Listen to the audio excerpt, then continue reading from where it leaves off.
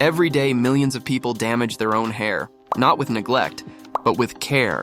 Yes, the same hair care steps you believe are helping your hair might be destroying it slowly. You think you're protecting your scalp, adding shine, preventing hair fall, but what if I told you it's all doing the opposite? Stay with me till the end, because these 5 steps are the real reason behind your dandruff, dryness, and unstoppable hair fall, and step 1 is so important for you.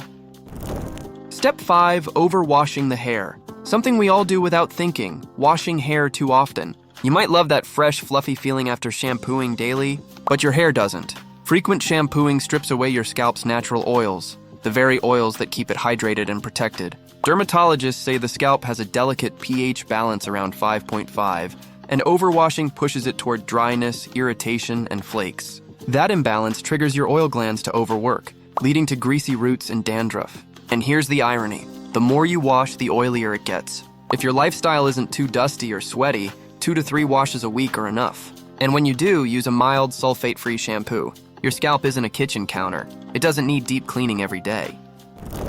Step 4. Using hot tools without protection. The myth of heat equals beauty. Blow dryers, curling irons, straighteners, they give instant results, but at a silent cost. Your hair is made of keratin, a type of protein. At just 150 degrees, keratin begins to break down. At 200 degrees C, it's like melting silk, irreversible damage. That's why frequent heat styling leaves your hair dull, brittle, and lifeless. If you love styling, always use a heat protectant spray first. It forms a thin barrier that reduces up to 50% of heat damage. And whenever possible, let your hair air dry naturally. Remember, beauty that burns isn't beauty that lasts.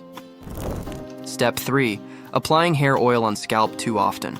A habit passed down from generations, oiling the scalp every other day. Sounds healthy, right? Not always. Here's the truth. Your scalp naturally produces sebum through thousands of oil glands. Over-oiling clogs hair follicles, suffocates roots, and creates a moist environment where malassezia, the dandruff-causing fungus, thrives. That means more dandruff, more itching, and even more hair fall. Instead, apply a few drops of lightweight oil only on hair strands, focusing on dry ends. Once or twice a month, a gentle scalp massage is fine, but avoid sleeping overnight with oil dripping on your pillow. Oil your strands, not your scalp. That's the modern rule for healthy hair.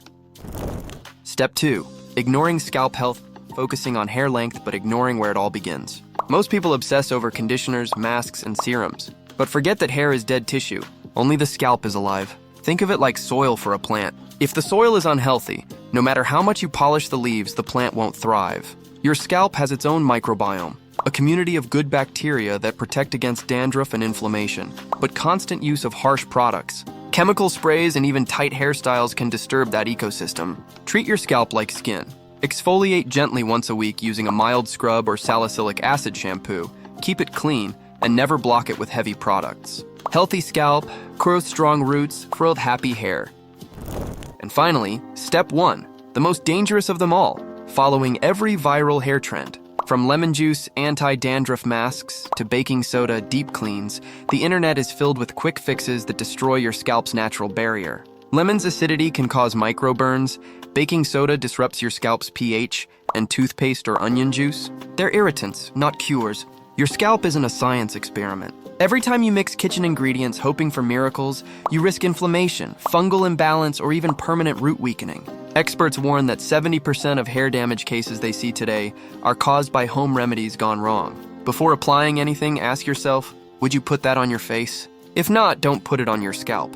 Your hair doesn't need experiments. It needs understanding. When hair starts falling, it's not just about appearance. It's confidence slipping away with every strand. It's that feeling when you avoid bright lights, skip pictures, or wear caps to hide damage. We've all been there, and it hurts. But the good news? Most of this is reversible once you stop these habits. Your hair can heal, but only if you stop hurting it in the name of care. So now tell me, which of these 5 mistakes are you guilty of? Let me know in the comments, because awareness is the first step to recovery. If this video opened your eyes, share it with someone who loves their hair as much as you do. And if you truly care about your hair and your beauty, hit that subscribe button. Because next time, we'll uncover more hair care myths that could be silently ruining your beauty.